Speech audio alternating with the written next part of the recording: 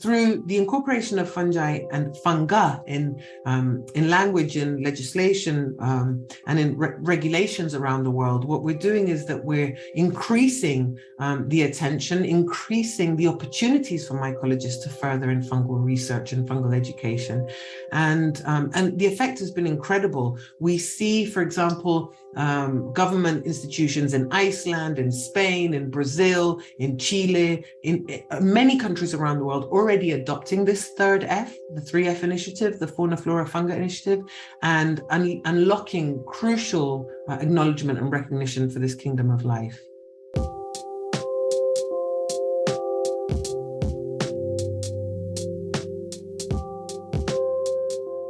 Hello, and welcome back to Cambridge Forum, coming to you live via Zoom. I'm Mary Stack, the Executive Director, and today we have a magical, no pun intended, topic to investigate: mushrooms. Well, to be fair, mushrooms belong to an enormous, and some would say vastly undervalued kingdom, that of fungi. So let's begin with a brief synopsis. Fungi, as we say in UK, are perhaps the most underappreciated kingdom of the natural world. As a billion-year-old organisms, they're masters of survival and integral to the development of life on Earth. Fungi are also remarkable chemists, producing molecules that humans still can't make in a lab, and scientists are only just scratching the surface, since there are thought to be 5 million species of fungi, and we've only discovered about 1% of them. One fungal compound that is undergoing a massive resurgence of interest is psilocybin, which has been part of religious rituals for thousands of years. The Aztecs referred to these mushrooms as God's flesh, in homage to their believed sacred powers. In 1957, Albert Hoffman, a Swiss chemist working for Sandoz, the pharmaceutical company, isolated psilocybin from a mushroom and unleashed all sorts of interesting discoveries. During the 60s, Sandoz sold psilocybin and LSD for research in medical trials, but the substance was soon outlawed after that, as it became associated with Timothy Leary and the 60s counterculture movement. Well, fortunately, psilocybin has been making a steady comeback within the medical community. Respected institutions like Johns Hopkins have conducted clinical trials since 2000, showing remarkable success in treating patients with severe depression, anxiety, and PTSD. Many individuals speak of life-changing experiences during a single session and emerge with newfound awareness, including the author Michael Pollan, who wrote the book, How to Change Your Mind. This has just been made into a Netflix series. Well, time to introduce our two wonderful experts today. We have Giuliana Ferci, who's Chile's foremost field mycologist, and she's been studying fungi since 1999. Ferci founded the Fungi Foundation in 2012, which is the first NGO in the world working solely for the protection and promotion of fungi. She published 2 important field guides on the topic and was recently awarded the National Geographic Award for Leadership in Conservation, which is the first time a fungal activist has been recognized. We're also delighted to be joined by Dr. Ghaznavi, a psychiatrist and associate director of the Center for the Neuroscience of Psychedelics at Mass General Hospital in Boston. Welcome to you both, Giuliana in Chile and Dr. Ghaznavi in Boston. Thank you. Okay, so let's start with you, Giuliana. We should begin at the beginning. You were a young biology student in Chile, tramping around the forest in search of some elusive foxes when you had your lightning bolt moment, as you describe it, and you say this changed your life. So tell me a little bit about that.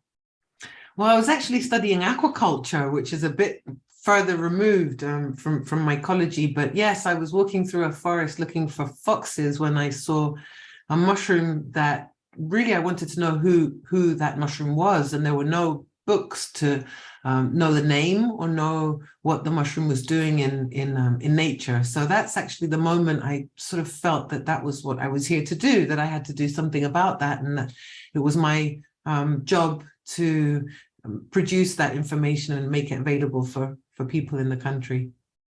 Yeah. No small task. No small task. No small task. And you said that in the interview I read that in, you said you'd already tried psilocybin, the magic mushroom, before this. Is that correct? Yes. Oh, yes. I had had experiences with psilocybin many years before that encounter. Yeah, my trigger to work for the fungi wasn't through psilocybin. Yeah, it was through that encounter in the forest. But do you remember anything about that first? Was it like something you did as a teenager just for fun, or? Well, yes, I had many experiences in England, in Chile, and other places. Never really looking at psilocybin as a compound that was fully recreational. I actually would consume the whole mushroom, not just psilocybin. So psilocybe, the mushrooms from the species, from the genus psilocybe, specifically psilocybe cubensis, and they've always been very transformative experiences. I don't actually remember the first time. I remember that the common denominator in many times that I've worked with psilocybe is just a very profoundly spiritual feeling of connectedness and of belonging and of well-being and of just determination for what I do to work for these organisms. So it's quite interesting that you refer to them as people, almost as your friends. So why do you treat them with such respect, and why do you believe they're so important to us historically and in the present moment? Well, independent of my belief, they are fundamental and important to our existence. Without fungi, or fungi, you can say anyway, they're all correct, just for everybody to know. Without them, plants can't even live outside of water. Herbivores can't digest the plants they eat. Yeasts are fungi, molds, lichens, mushrooms, conchs, and millions of microscopic organisms. They're a whole kingdom. I don't use kingdom, otherwise I'd prefer to use queendom. But they're a whole kingdom of life that are completely different based on type of cell and ways of obtaining energy to plants and animals. Now, a lot of people talk about their dogs or cats or even their beautiful orchids as with pronouns, right? And treat them as they are, individual beings, and beings that have systems of appreciating their surroundings. And fungi are no different. They are organisms that do perceive their surroundings. They live inside their food, and they allow for life to be as we know it on Earth. So they, as much as I believe or don't believe, they are organisms that deserve huge respect and that are responsible for shaping the world as it is today. So that's quite interesting, because till quite recently, fungi were misclassified as plants as part of Carl Linnaeus' division of plants and animals. And he had said plants grow and live, animals grow, live, and feel. So I'm sure you have something to say on that. So now it appears from all our research that fungi are much closer to animals than plants. So you were quite instrumental in actually establishing fungi as a separate classification. Flora, fauna, fungi has now become an international standard, which has been a lot to do with your work on the topic. So tell me why they have such specific and special qualities. So the organisms, the kingdom of the fungi, were separated very certainly from plants and animals in 1969, and I didn't have anything to do with that. I wasn't even born when that happened, to be honest. And we know from molecular studies that fungi are more closely related to animals than to plants. That our closest relative, our closest ancestor, actually is an organism of a group called the Opisthocons. They are, single-celled organisms with a posterior flagellum. Males like sperm, still have that type of cell in our own species, and there are fungi that have that life form as well. Now, what we did through the Fungi Foundation was delimit a term that could help humanity refer to fungal diversity on Earth as not just plants and animals. So everywhere in legislation, in policy regarding education, conservation, and others, we refer to macroscopic life on Earth as just fauna and flora, as if there were no other large organisms. And in 2018, with colleagues from Brazil, Argentina, and the US, we got together and we delimited the third F, funga, F-U-N-G-A, as the valid term to refer to fungal diversity of a given place. So we would talk about the fauna of Chile, the flora of Chile, and the funga of Chile. And those are organisms that pertain to three different kingdoms of life: Animalia, Plantae, and Fungi. So that has really been a topic that I've spearheaded because language creates reality. And in political terms, in language really mandates where attention is, where funding sources are destined to, and where priorities are for conservation, for education, and for research. And so when you look at terms of reference for research in many places around the world, still, you'll see that there are huge amounts of funding allocated to research plants and animals, and fungi are explicitly excluded from that because they are neither plants nor animals. So that's been the quest. So this has really elevated their significance, Yes. has it not, by giving them this kind of...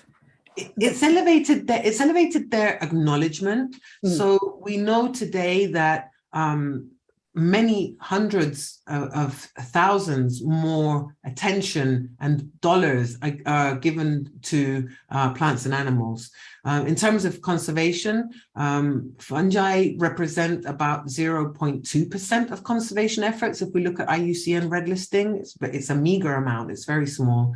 But through the incorporation of fungi and funga in language, in legislation, and in regulations around the world, what we're doing is that we're increasing the attention, increasing the opportunities for mycologists to further in fungal research and fungal education. And the effect has been incredible. We see, for example, government institutions in Iceland, in Spain, in Brazil, in Chile, in many countries around the world already adopting this third F, the 3F initiative, the Fauna, Flora, Funga initiative, and unlocking crucial acknowledgement and recognition for this kingdom of life. I think lots of people's interest was piqued by that wonderful documentary that was just riveting, Fantastic Fungi. Yeah. And which made you so aware of being in this kind of environment that was inhabited by all this energy and life around you that was invisible, but that was very, very integral to everything going on, you know, the breakdown of detritus and creating organic compost. And it was kind of startling, and the amount of communication that went on. Yes, I think the film Avatar went a long way as well. It has to be said, you know, Avatar was really the first time that people were, you know, shown about this interconnectedness that is based on the mycelial networks, but it wasn't explicit to name the fungi as the organisms that were doing that. But it's incredible because when people saw Fantastic Fungi or Fantastic Fungi, they would say, "Oh, it's like Avatar," you know. When people hear about mother trees, oh, it's like Avatar. So I think, yeah, it's important to recognize that really Avatar did pave the way, I think, for people to understand. Good. Yeah. So most people know about fungal applications in like brewing, making bread, creating penicillin. They're the most obvious ways that we've probably come into contact with. But they have other amazing properties. They are the master decomposers, the garbage disposal agents for the natural world. They've recently been used to make mushroom fiber clothing. I saw Paul not recently, actually. It's very old technology. You can see here, for example, you know, this is made 100% out of a mushroom, and this is hundreds of years old, the technology in Europe. The applications are new, but the technology is old. Yeah. I understand that. They've also been now being used for tests for immunological effects against breast cancer, smallpox. They've been used as mycofilters to filter contaminated water, and also as anti-inflammatories. So it seems that there's a mushroom for every single thing, I shouldn't say mushroom, a fungi for every single need that we might have in the world. And Paul Stamets is always banging on about this, that he's going to save the world with them. So do you think that's an over exaggeration, or do you think they are integral to many, many applications? It doesn't really matter what I think or what Paul thinks, my dear friend Paul. These are facts. And what we see is that the nature-based solutions that the kingdom of the fungi hold are astonishing. And, anybody who uses a detergent to clean their clothes in cold water should be thanking fungal enzymes that are responsible for that to happen. It's statins to lower cholesterol all come from fungi. The medicine responsible for organ transplant to be successful come from fungi. I mean, we could go on and on and on and on, decomposing a series of nauseous chemicals or compounds that are out in nature. So independent of what anybody may think, what we know is that fungi are responsible for shaping the planet, for feeding us. So, humanity was developed and was able to develop in many areas of the world thanks to sterilizing liquid through fermentation or preserving food through fermentation. You can't ferment without yeast, and yeast are fungi. For clothing, and for materials. And as I said before, plants can't live outside of water without fungi on or in their roots. We wouldn't have a terrestrial ecosystem without them. So I think it's important for people to understand that these are facts of science and not, fanatical statements. Yeah.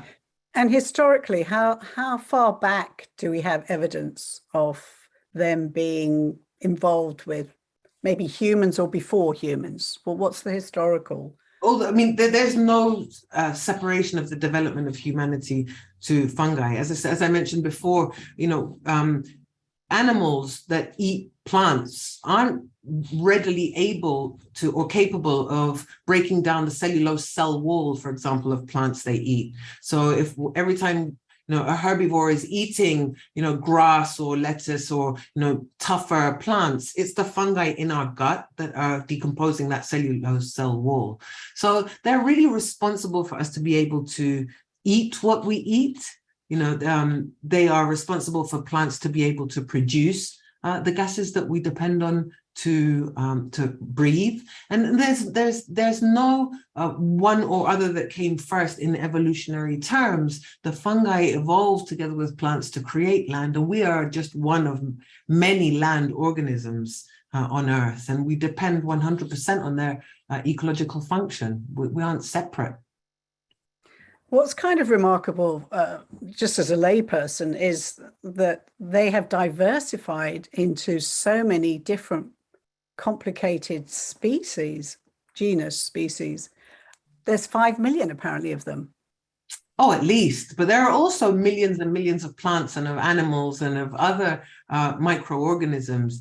I mean, fungi are very different from plants and from animals and from bacteria, but they share that they are this huge classification of life that holds together millions of organisms. So, it's about changing the way you think. So when we look at, for example, two types of fungi, people know morels, delicious spring morels, and people know button mushrooms that you're buying or oyster mushrooms that you're buying, in the supermarket or cultivating. Now, a morel mushroom and an oyster mushroom are as closely related as an elephant and a flea. Now, both elephants and fleas are animals, right? But they're not closely related. And a morel and an oyster mushroom, they're both fungi, but they are not closely related. They are part of the same kingdom of life, but they are very different organisms. So people aren't surprised when, we're talking about animals, and you very easily separate birds from mammals, from fish, and we could go on. In the fungi, it's exactly the same. These are huge groups that are very different biologically, but that we commonly refer to them all as just fungi without realizing that saying fungi is like saying animals. But that's how big the kingdom is. So you brought up a very good gastronomic point there, which is my next question. And somebody's just typed in a question here. How many types of mushrooms are edible, and how can you tell which ones are safe to eat? The Okay. $1 million question. Yeah, the $1 million question that actually has a very, very simple answer. You can't tell just by looking from some feature if it's edible or not. So there are maybe a couple of hundred edible species of mushrooms. Yeasts are also edible and they're fungi, right? So we just so that we keep in mind that we talk about mushrooms or we talk about fungi or fungi. But it's a small portion, a small percentage of the organisms that form the kingdom that are edible. And there is no way, and I repeat, there is no way to know if a fungus is edible or not by some characteristic that's common all over the world. You have to know your mushrooms. And it's exactly the same with animals, right? We wouldn't eat an animal or a plant without being sure. And there's the famous case of what happened to that poor young man from the book Into the Wild by John Krakauer, or the film Into the Wild. He got his plants wrong and he died, right? You need to know your plants before you eat them too. With the mushrooms, with the fungi, it's exactly the same. So of course I'm going to ask you, have you ever had a bad episode with mushrooms? Have you ever got very ill or very sick? No, because I'm very clear that I never, ever eat a fungus that I'm not 100% sure of its identity, ever. No. When you started out, you didn't have names or well, I wouldn't eat them then, would I? No, if you don't know, you don't eat them. So I'm just wondering if it's very simple. Yeah, it's really simple. You don't know what it is, don't eat it. So you had to rely on other people's knowledge to work through the ones that were edible. Yes, you have to learn how to read a mushroom, just like you know how to read a flower, petals, leaves, you need to know the parts. And once you know the parts, you can read a field guide, and you can use a field guide, and you can use, a key to understand who it might be and who it isn't. But it's a language, and it's a language that you can learn. And it's not difficult to learn, just like you can learn how, people know, especially, in countries in the Northern Hemisphere, they really know their birds. And, people, it's very small. The first primary feather, secondary feather, the beak, the eyes. Fungi have these same characteristics that have names and that can be referred to across hundreds of species to understand who they are. There's going to be an app shortly. I know it. There's going to be an app. There are apps. There are apps out there. And I think one very important thing for everybody listening is that fungi are specific to their substrate. So you can learn the names for all the fungi in the temperate rainforest in Chile. And then you go to North America, and because the trees are different, the mushrooms and the fungi will be totally different. So when you have to understand that a mushroom or a fungus that grows associated to oak does not grow associated to birch, and one that grows on cow dung does not grow on horse dung. So you have to be very careful. Part of knowing your fungi, knowing your mushrooms, is knowing the substrates, knowing who they live with or who they live on, and being clear that what you learn for one part of the world may not be useful for you in another part of the world. Very good. Just like birds. Just like birds. Or animals, just like animals and plants. No different. So we've got a lot of questions coming in, but I do want to move over to Dr. Sharman Ghaznavi. One aspect of psilocybin is this idea of its effect on consciousness. And there's been some amazing studies published about, as Giuliana was alluding to her own, long-lasting effects of having this kind of sacred or life-changing experience, even amongst atheists, non-believers like Poland, who said he described this sort of transcendental state that was on a par with falling in love or having a child or any of those remarkable things. So in terms of altering brain chemistry, you're, I guess, extremely well qualified psychiatrist, PhD, working at MGH, and you come from a very rigorous, rather conservative medical background in terms of treatment of your patients. So what made you take a second look at psilocybin? So first, I think saying that I come from a conservative background may not be wholly accurate, in the sense that of the medical specialties, psychiatrists are perhaps the most open to learning about all different aspects of human experience. And we can sit with uncertainty in a way that some of our colleagues struggle with, and we can sit with discomfort. And that includes the discomfort of not knowing or understanding everything. So, I think when, we came to learning about, so, really it was kind of serendipitous and kismet that I found myself doing research in psychedelics. I hadn't really thought about it. I knew that there was some work being done with terminal cancer patients. That said, I did know that a lot of my patients really struggled with what to make of who they are in the context of their illness, whether it was physical or psychiatric. And they would sort of get into these vicious cycles of ruminating about things that had gone wrong in their lives or things that they had done wrong. And so it was from the context of suffering and looking for new ways to treat it. So our medications help a lot of people, but it doesn't help everyone, which means we have to keep our eyes open for other options to help folks. When I heard about people's experiences, especially from clinical trials, the fact that a single dose led to remission, I felt like we needed to take a look. We owed this to patients to really explore this in a rigorous way and make it available so that history doesn't repeat itself and we don't get another, 3 or 4 decades where we don't learn about psychedelics. So tell me about where you've reached so far. You've been fairly instrumental in helping this center come together at Mass General. And I think you said your first trials are hopefully going to be in August. So tell me just a little bit about that procedure of how you have to get the drug in, and I guess it's manufactured synthetically, and you have to have a controlled environment. You have to do, MRIs. You've got to have 2 people there with the person going through the experience. Could you just give us a little idea, if someone was doing it, what they'd go through? So first, in terms of doing research, because psilocybin and other psychedelic compounds are Schedule 1, it means that there are more regulatory hurdles to go through to be able to use the substances for research. So Schedule 1 means that they don't have an identified use, that there is potential for abuse or dependence, and that they can only be used in the context of a research study. And there are a number of different psilocybin compounds out there. We're using a synthetic psilocybin produced by Compass Pathways called a COMP360. And part of that is because there's good safety data, and it's gone through phase 1 and phase 2 trials. So we know we're not putting patients at any increased risk.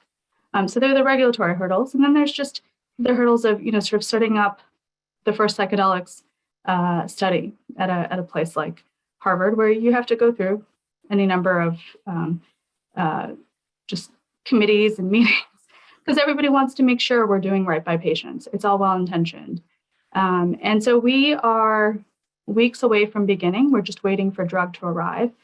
And this first study is not a clinical trial so much as a neuroimaging study to look at basically look at one aspect of this transcendental experience, which is how people report that their sense of self changes in the midst of the experience, and that they feel a sort of ego dissolution.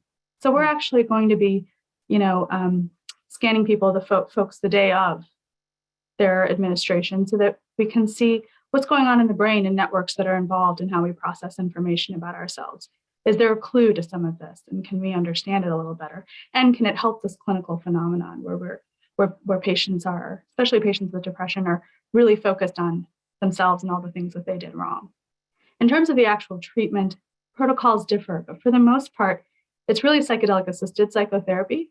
So patients are prepared insofar as they can be, especially if they've never had the experience, but prepared to recognize that lots of things may come up for them, some pleasant, some not, and they're not necessarily correlated with, the response to the drug. Meaning they could have very horrific, not necessarily a bad trip, but they could have bad memories come up and so on. But that doesn't necessarily mean that they won't respond in a positive way. So preparing patients, sort of getting them to understand what's involved and to be able to tolerate the distress in the situation, because there can be distressing moments during the therapy. And then most of the therapy does involve having two therapists present. And it can last for psilocybin at 6 to 8 hours. And really the role of the therapist there is to just help them tolerate it. Most patients will go inside sort of with psilocybin and sort of reflect, but there can be moments where the therapist needs to interact and just help the patient through the experiences, to not have to use additional medications or what have you, but rather working on breathing or imagery techniques.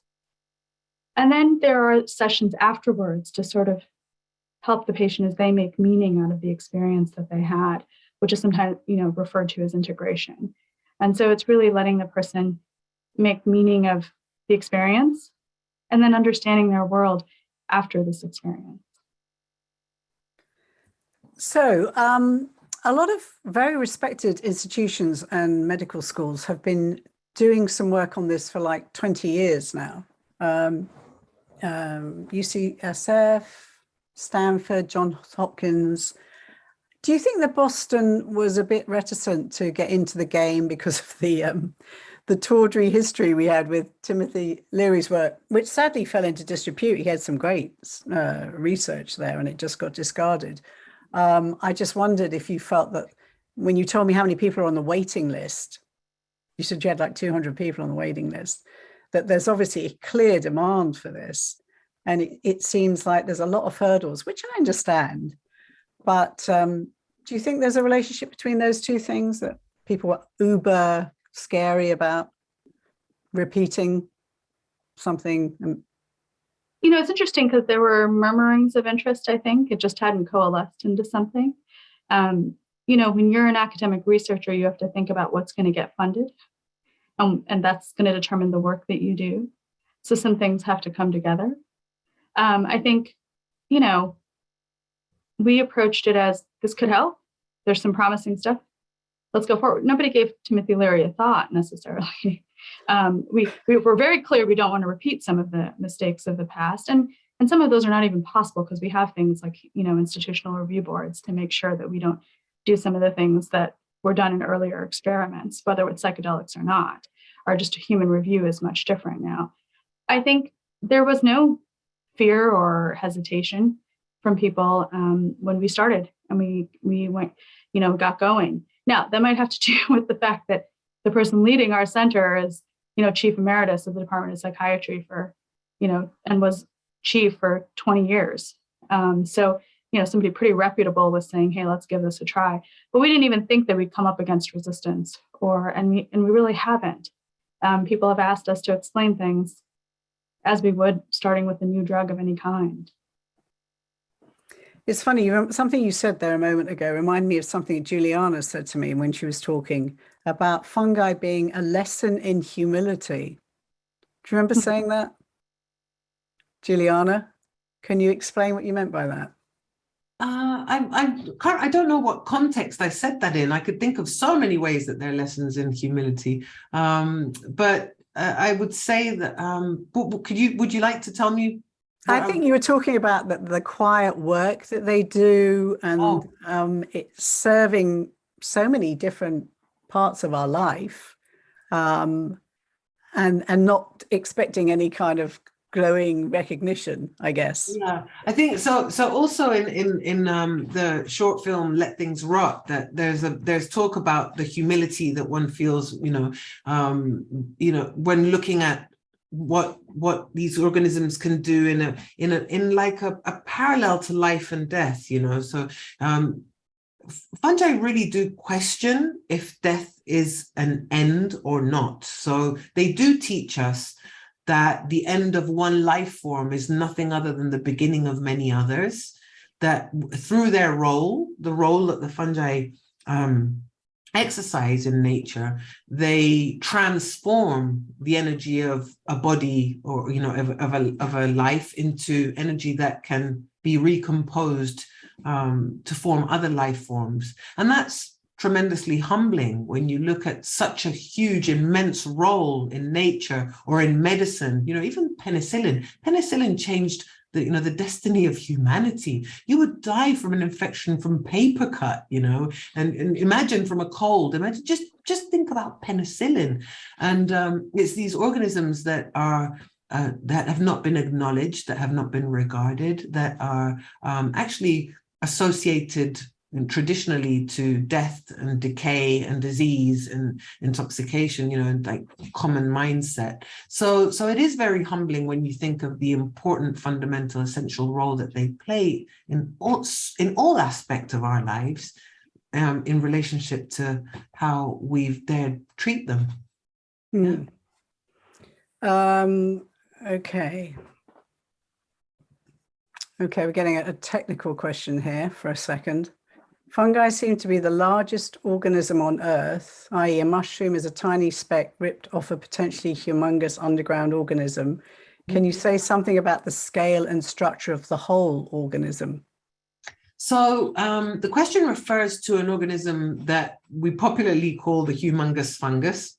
It's one huge organism that covers about 900 hectares under a forest in a national park in Oregon, in the Malheur National Park. It's one of the honey mushrooms. It's called Armillaria, is the genus, and Armillaria ostoyae is the species. And we know that in this massive extension of 900 hectares, you can sample the mycelial network. So it's one huge mycelium, or some people think clones of the same organism that can be split up in some parts, but that is genetically identical in that whole area. And it's the largest living organism known on Earth. So it's, people say, oh, the whale is the largest living organism. No, it's the largest animal. The sequoia is the largest. No, it's the largest plant, but the largest living organism is a fungus. It's one individual, huge, that covers that. Wow. Okay, this is interesting because you've got two things coming together with my next question and the question that just came in. So someone has said, given the glacial movement towards legislation and research, what do you think of citizen practitioners' guides helping others access the psychedelic experience with a proper setting? So Dr. Ghaznavi, what do you think of that? I was about to say, is this ever going to be something that you get on prescription to self-administer? So in terms of citizens practicing medicine, I don't think that I can ever citizen practitioners through guides helping others. So if we're talking about helping psychiatric patients through guides, I think I would be concerned if they don't have a certain degree of training, because the reality is that these compounds are powerful, which means they can be used for good and for bad. And the reality is that people are in quite vulnerable states. And there have been bad outcomes, not in clinical trials where it's controlled and there are, trained therapists, and it's in a controlled environment. But we know from history that people don't always have good reactions. And so, the ethos that I live by is first do no harm. So I can't advocate for citizens, going out there and essentially practicing medicine in some way. I understand the frustration for sure. And I wish that the science would and the medicine would, medical knowledge would move faster. But I think given how powerful these compounds are, the ways in which they've been used for both good and bad, and the fact that people can have quite adverse and strong reactions, as far as patients are concerned or for a medical indication, I can't suggest that despite the frustrations with how slow the progress is towards medicalization, that citizens take it upon themselves. Well, in deference to that, there's certainly a speeding up taking place. There's this groundswell occurring because they just had this summit, Davos, where they had a psychedelic section, and it wasn't a lot of aging hippies. It was a lot of biotech companies that have all jumped in because the potential for this is enormous if it does work, for lots of applications. So You mentioned Compass Pathways supplying your psilocybin. They're also in the process, I think, of training therapists and professionals to prepare for this kind of work. So this is obviously going to be a growth field. How did you yourself train for this? I mean, obviously you'd had psychiatric training to be a psychiatrist, but what about in terms of this particular administration and such? Sure. But before I go to that, I wanted to point out something else. And I think we talked about this before, which is, you can go to the Netherlands and use anything you want. And they still have lots of mental health issues. So that's just evidence that it's not just a matter of using these compounds and not having a bad experience. It's also about using them in the appropriate way with the appropriate sort of intervention and space and process in order to get good outcomes, right? So in terms of preparing for that, really I am sort of bringing all of my psychiatric knowledge to the process, right? Including all the therapy that I've done over the years. But the very specific training for this draws on a lot of that, for instance, breathing techniques and visually guided imagery and discussion about, trusting oneself to, think through the process, make one's own meaning, be the agent of change themselves, the patients, right? And so the actual training involved is really about supporting people through the process. So it doesn't necessarily borrow from a specific philosophy of therapy. It's not necessarily dynamic or CBT or what have you, or cognitive behavioral therapy. It's about just helping people through the experience, tolerating the distress, should it arise, and helping the patient trust themselves to be an agent of change in their treatment. Can I just, Mary, just add onto that? I think that it's important to acknowledge a few things that are very different between a traditional ceremony with psilocybin and a modern therapy session with psilocybin. First of all, there are more compounds in the mushroom than just psilocybin, and because of and the reason that the research is being done only with psilocybin isn't because psychiatrists don't believe that the whole suite of compounds in the mushroom isn't good. It's because there has to be some sort of standardized measurement, and there are a lot of limitations that were mentioned before, that Dr. Ghaznavi mentioned before. But the other thing is, I think that there are two words for me that are missing from the discussion. I think two very important words associated to psilocybin and to therapy, in that setting. And one is sacred, and the other one is mystical. Because what happens with these compounds, with these organisms, is that the setting is very important. The setting, the trust in the compound or the mushroom or the plant or the animal, whichever, is really, really important. You're connecting to a greater force of nature. You're connecting with the force of nature. And the experience is never the same, really, for different people. And it's a mystical experience that is very different for everybody. So I think, it's important from my point of view. And the fact that this is discussed at Davos is basically, to me, talking about the economic side of what's happening. I mean, cannabis was discussed at Davos too, and it wasn't because people were just realizing how, therapeutic cannabis was. It's because there's a lot of money involved with these new, medicines. New, I'm going to quote new because they're not new, they're very old. But what the sacredness of what you're doing is very important, and that's I think what I liked hearing, Dr. Ghaznavi, is that you said one experience can really transform your whole life, and it's not because the compound in itself can do it. It's because of a mystical experience in hopefully a sacred connection and in a safe space will lead you to do that. These mushrooms grow in fields all over the world. They are cosmopolitan. People have been using them for a long time, but that doesn't necessarily mean that one experience can really change your life. And when we're talking about therapeutic use, we're talking about use to address a very serious psychiatric condition. And it's not the same as somebody who doesn't have that psychiatric condition. That's a good point. It's not the same. It can be dangerous for that person to, with a serious psychiatric condition, to consume substances, even to consume cannabis, right? In a wrong setting, or with wrong people, or without that mystical or sacred connection. It's a very good point, actually, talking about the type of person that's actually receiving the drug and the setting. It's not to talk to God, and the Aztecs, who are the people who have used, and from where we know of the use of psilocybin, do not use psilocybin to talk to God. They use psilocybin when somebody's ill, when there's a problem, or when something is lost.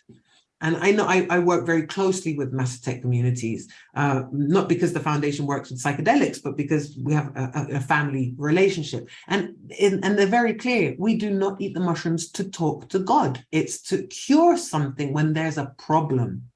Interesting. Very interesting. So they knew that. Old wisdom. And also in some of these communities, it's not just, your next door neighbor who is guiding you through it. Whether it's a shaman or it's somebody with some wisdom and experience, and that just happens in the medical context. That happens to take the form of a good therapist.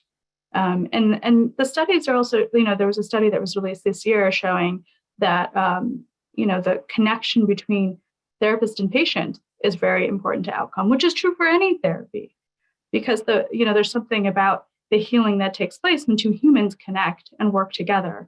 And it sort of heals a lot of wounds that people walk around with. And it's one of the things that I'm interested in, is that, there's something about, it's interesting because Giuliana was even saying the experiences that she had, they were not only transformational, she felt like she had an increased sense of connection. And what is that about?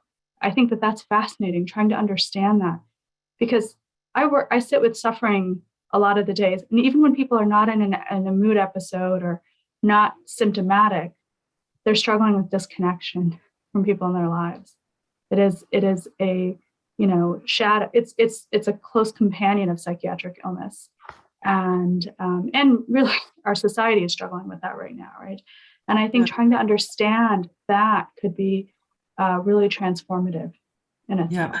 I think it's also, Dr. Ghaznavi, important to say that, we also don't really know how psilocybin, for example, interacts with other psychiatric medicines.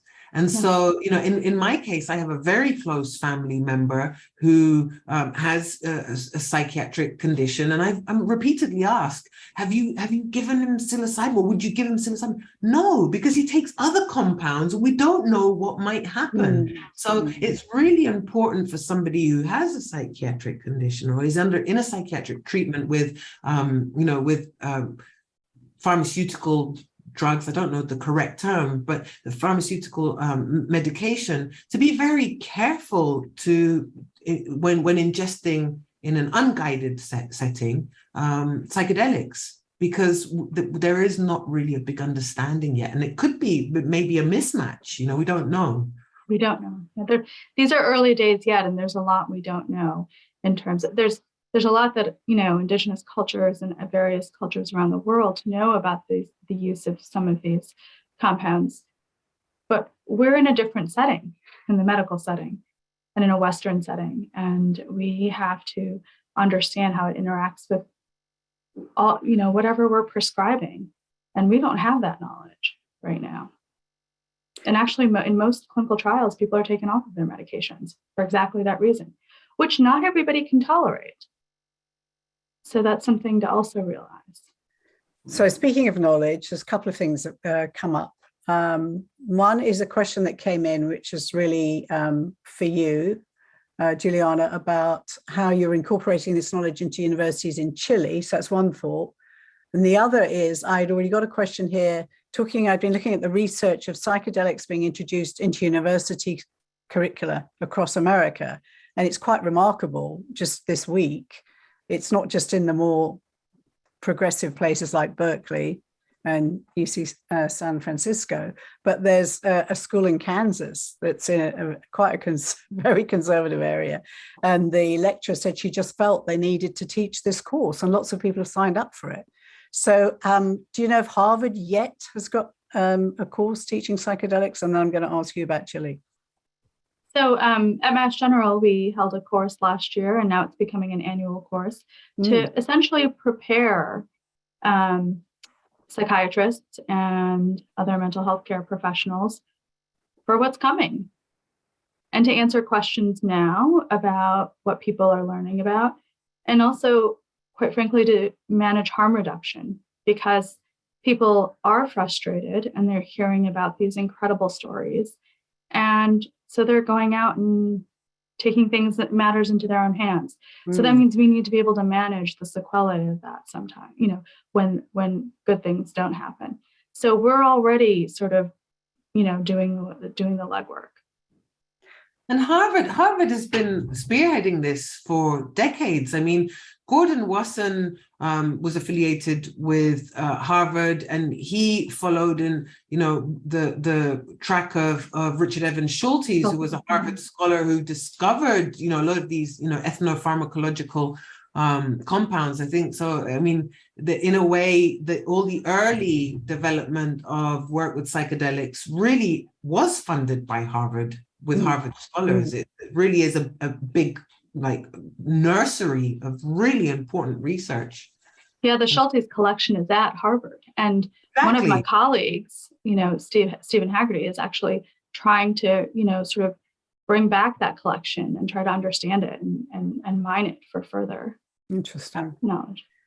And what about spreading your fungal knowledge now in institutions? And they're saying universities in Chile. Well, more than my fungal knowledge, which is very limited, I hope that, larger fungal knowledge is spread in universities in Chile and around the world. We have a program at the foundation that the education program, which basically has built a free mycological curriculum. You can go to the website fungieducation.org, and it's paired to North American next generation science standards, for example, for schooling. You can find information, with clips from the film Fantastic Fungi. We partnered with Fantastic Fungi and an NGO called Reconsider to build that curriculum. And really, through changing language and creating a space for language to address mycology, we can then move forward to suggest policy to be put in place for mycology to be taught. We believe that children, at least in public schooling, should be taught as much about mycology as they are about botany and zoology, at least as much. And the other thing that we've done in Chile is that we managed to trigger the inclusion of fungi in environmental legislation in the year 2012. Now, we're the only country in the world that mandates every environmental impact assessment to have a fungal baseline study. And so we sort of did things in a reverse order. That legal requirement was put in place. Every environmental impact assessment to get an environmental permit has to do the fungal baseline study, and that created the need for mycology to be taught. So we've taken different roads through language and through creating a necessity for mycologists in Chile for mycology to be taught in schooling and in universities as well, because it's the mycologists of a university level that are doing a lot of those baseline studies. Yeah.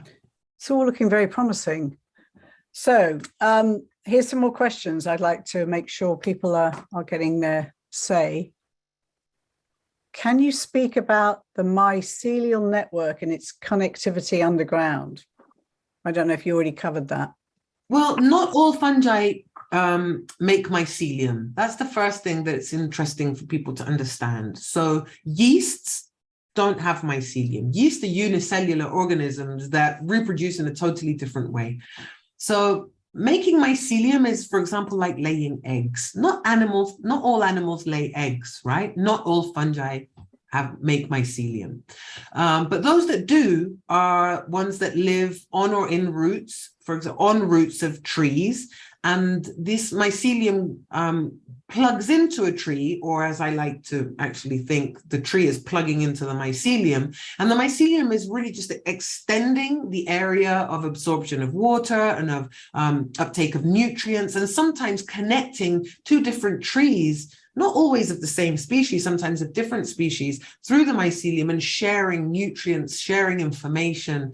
And we know, for example, that a big tree in a forest, Dr. Suzanne Simard called them hub trees or mother trees, that has access to sunlight to photosynthesize, can plug into a small sapling in the forest that doesn't have access to sunlight to photosynthesize, and give that smaller tree nutrients through these mycelial networks. Mycelium is a network of filaments, microscopic filaments called hyphae that come together, that can interconnect to form a web, a network that connects in different dimensions, but it grows in a linear way. And they're basically like I like to think of them as underground rivers of liquids, nutrients, electrical impulses, connecting different organisms and sharing. So this is a difficult question. It might not be possible to answer. Would you say that they have an intelligence, therefore? Well, I think that we know that they react, respond differently to their environment and to stimuli. Very much, just as, just as animals do or plants do.